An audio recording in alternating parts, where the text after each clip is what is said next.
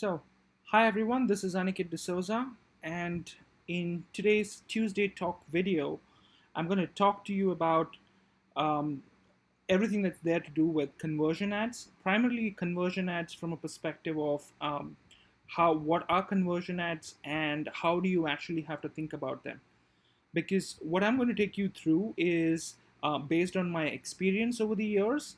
Some of our clients that I've actually managed, and right from the time when conversion ads actually started, what were our experiments and how did it fare, and what actually led to the growth of actually driving numbers and sales and stuff like that. Okay, so that's what I'm going to cover today. So let's just head over to the deck that I have. I've got a three slider deck, simple. It's just for your concept and just to basically give you a gist of how most of these ads are set up, so that you get an idea on that front. So let me just shift on to the screen. All right. So this is what I have for today. Let me just look at. Let me just take you through the slides. So yeah, this is basically the overall. This is the consumer funnel. This is something that you learn in your marketing classes. But what you see on the right is something that I've created over a period of like about 6 years. And I've actually put in all the things that come in different spots during the funnel. So obviously there are social media ads that you can use at different parts of the funnel, but parts of the funnel purely means communication, right? So these are basically stages of communication, but you can reach out with social media ads across the funnel as well. But in order to give you a deeper understanding with the way how conversion ads work, is it's primarily based on setting up a trigger, right? So your trigger can be the amount of sales you want on your website. Your trigger can be the amount of video views you want on a video that's on your site, right? Or your trigger can be something that is like, let's say you want people to come to a specific page, or you want people to add product to cart, or you want new leads, or you want new applications for your college. It could be anything, right? So basically it means that it's a trigger, it's an event that's happening on your website, and you want to basically make sure that you can reach out to more people through a series of algorithmic based targeting. So we are looking at making sure that I want to target more people who are more likely to perform this particular task on my website. And that's where conversion ads actually came in. So typically when you run an ad campaign, whether it is on, let's say, whether it is on any of the portals out there which are the publisher sites, you're actually running it from, it's more like, you just blanket targeting a certain audience, and you're assuming that this is the audience that you want to target, and then you just blanket advertise to this particular audience based on your selection. But conversion ads are work very differently. Conversion ads primarily focus towards based on triggers, based on certain events, and it targets to those people who are more likely to actually fulfill that for you, or fulfill that event, or are ready to kind of fulfill that event. Now typically what happens is, in order to do that, um, it needs data, right? So the ads, let's say you're running conversion ads, and they actually require data to actually get started. So let me just switch back anyways. So you actually need data to kind of so the conversion ads need data to get an understanding, saying who are the ones who are coming to, and who are the ones who are actually converting, or actually basically performing that particular event. Now, like I said earlier, this event can be a sale, or can be a purchase on your site. It can be anything to do with a lead leads, or a form that is being filled on your site. It can be a video that is watched. It can be a product which is added to cart. So you can target all people who are adding product to cart, and you want to, let's say, increase the number of people who are adding the product to cart. So it's basically these triggers or these events, and that's what conversion event means, right? And what you can do is, you want to make sure that if you want to target those people who are more likely to add your product to cart, based on certain kind of data that you've identified, saying that, okay, number of people who added, if I increase my add to carts, my purchases automatically increase. So if that's analysis that you've derived, then you can actually run an ad that's specifically targeted to increase those add to carts, right? So that's something that you can do. But it's the same thing with, let's say you have a college or a school, and you want to kind of increase the number of applications. So you would want to basically drive these, use these conversion ads in order to actually drive them.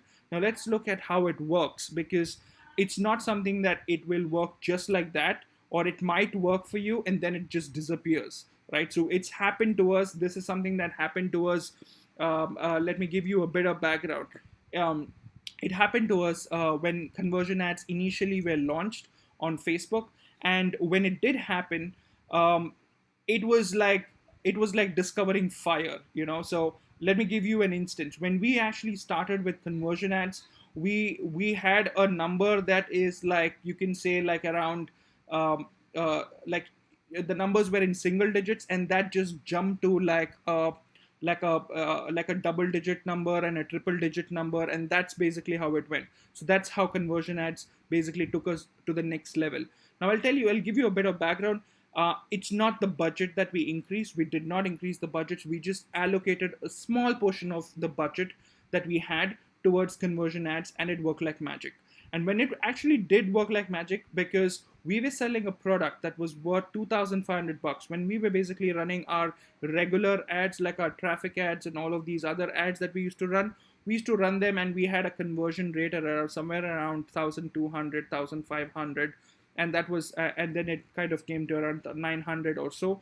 But when we ran conversion ads for the first time, the cost per acquisition came down to 45 rupees. We were selling it like cakes, and we were selling products that were worth 2,500 and 3,000 at 45 bucks, 49 bucks, 50 bucks, and in that range. And it was like we just discovered something like a whole new level. And this was initially when the conversion ads had just started. And I gave a call to my client, and he was like, what did you really do? I mean, how did all of a sudden these sales jump? And I said, we just activated a new campaign. We put a small portion of the budget as an experimental budget. And at that point of time, not much of reading was done when it comes to conversion ads, but we just had started it off. And he saying that, okay, let's do this. Let's put all our budgets there. And we did put it at least for the next 2 days before we realized that we were back to 1,900. So, and that's when I actually, kind of try to learn. We try to experiment and try to learn more about how conversion ads work. And I actually came up with, and I actually started speaking to a lot of people, and we kind of derived to one of the ways of how conversion ads work. And this is something that I want to actually take you through today. In today's episode, it's about how these conversion ads work and how you need to think of them, because they're not going to be there or they'll not work for you forever. It's more to do with how it works now and how can you take it to the next level. So let's look at that. I'm going to shift again back to the deck that I've created. And this is basically, so I hope you can see my screen. Yes. Okay. So this is, hi Karthik.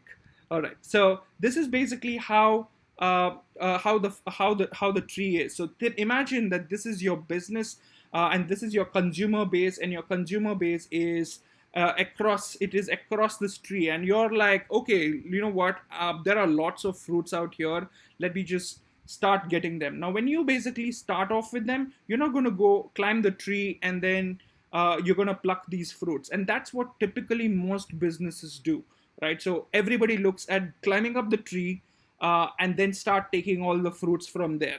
And this is usually done using a traffic ad, because the traffic ad targets the kind of a larger range. It kind of focuses towards, okay, this is my audience, this is this bunch or a cluster of fruits that are over here, let's go there. So you basically climb the tree, you go to a certain place, and you pluck them up, right? So conversion ads are very different. They work towards low-hanging fruits. So they first work towards the low-hanging fruit.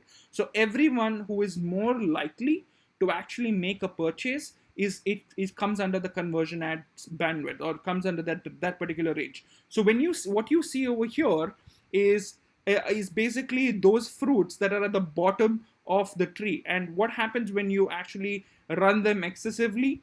This is what happens.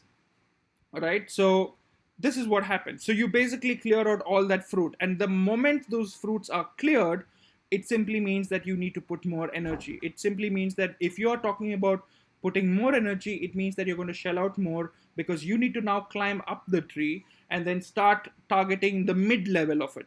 And then you need to climb up further and then start targeting the next level of it, which is where this particular funnel comes. So you're actually clearing out all those people who are at your purchase level or are looking at considering this, your brand, and then you're starting to go into the other stages. So the idea over here, because this is how it generally works, is that you have to kind of have a mix of all these ad campaigns. You cannot be running just one set of ad campaigns. You cannot be running just conversion ads. You cannot be running just traffic ads, because for conversion ads to work, it needs more data, which means that the data will come primarily from the traffic ads or from any ads that you run from anywhere. As long as there are people coming to your site from Facebook, and Facebook Pixel can actually learn and try to basically understand how things work, that's when your conversion ad starts working. And that's basically the fundamental of how it works. So this is to give you an analogy, saying that this is something that I actually picked up, and I wanted to actually put this up in this particular format, so that it kind of helps you understand how conversion ads work. So typically what happens is you clear out the low hanging fruit, and once you're cleared out the low hanging fruit, then you have only the top one. So if you have to target the top one, you need to climb the tree. Else you need to wait, you need to kind of put money in your traffic ads and then basically start bringing them out to the lower part of the funnel. And always remember, more energy in terms of climbing a tree, which means you're going to burn out more. But it also means that when you have a funnel like this, right, it means that you need to make people more aware of your product, and then you need to basically make sure that they come to your website, and then after that you move them into the next phase of purchase. So that's basically what I wanted to cover today. And like I gave you an example of uh, a client that we had managed, where we went from 1900 to 45. We have had a series, we have had a lot of clients where we have worked in that same factor. Now for those of you who might be wondering, how do you basically split the budget, right? So you have budgets that are, kind of put up. What we generally start off, and what I have always looked at starting off with, is generally a 50-50. At times we've seen that certain international markets work slightly different. They work like 60-40, 70-30. Majority of the time it's usually 50-50. But you can always start off, let's say if the brand is very new, then or it's very recent, it's like a new brand altogether, then the first thing that you actually need to do is to create awareness. You need awareness, you need make sure that people are recalling you and they know about you, and then you move them into, let's say, a familiarity set, and then you basically start driving traffic. So those are the first stages that you definitely need to have. So because even if you put money under conversion ads, it's not going to work. It's not going to work until Facebook learns, out of all the people who have actually come to your site, who are the ones that have actually purchased, right? And then it will start making a profile of them and start targeting a profile in terms of multiple touch points, whether it is the kind of things they do, the kind of behaviors they have, the kind of sites they browse, all of that. And it's going to start basically accumulating and targeting your ads to those people who are more likely to actually make that purchase for you. And that's where conversion ads, and that's generally how conversion ads work. What Facebook needs, or the Facebook Pixel needs, is it's how likely is someone who will come to your site and make that purchase. As long as the conversion pixel gets that idea, then it basically goes all blown. So that's what I wanted to cover in today's session. I hope you found that exciting. Please drop it in the comments. I have a question over here. Let me just have a look. Okay. Is it preferred to run conversion ads for a new website brand? When is the ideal time? So yeah, I think this is something that I answered just now. So when it comes to a new brand, I generally recommend, it depends on what you're trying to do. So if you're trying to actually create awareness, then ideally it's about making sure that you have a wide visibility, and you're trying to basically create run brand awareness ads, brand recall ads, making sure that people remember things, and also obviously start off with the traffic website because you need more people to come to your site.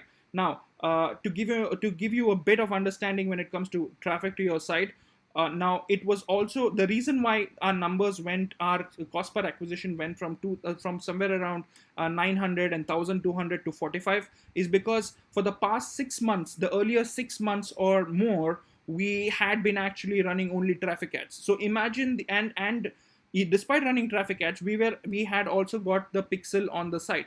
So understand that there was 6 months of gap in terms of for Facebook to understand the number of people who came to the site and the number of people who purchased on the site. So it had a huge database, or it had a huge bank in them in terms of its knowledge graph, and in terms of its knowledge that it had acquired about our customers. So that's basically what it used to actually drive the conversions, right? So that's the beauty of it.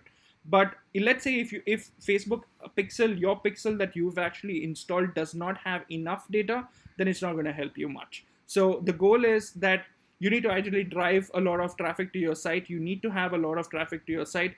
That traffic needs to convert at a traffic level itself, so that the conversion ads understand that this is the kind of a person who is more likely to make a purchase, right? And then that's when your conversion ads start working. So let's say you have at least about 10 orders to get started, so that the learning phase is complete.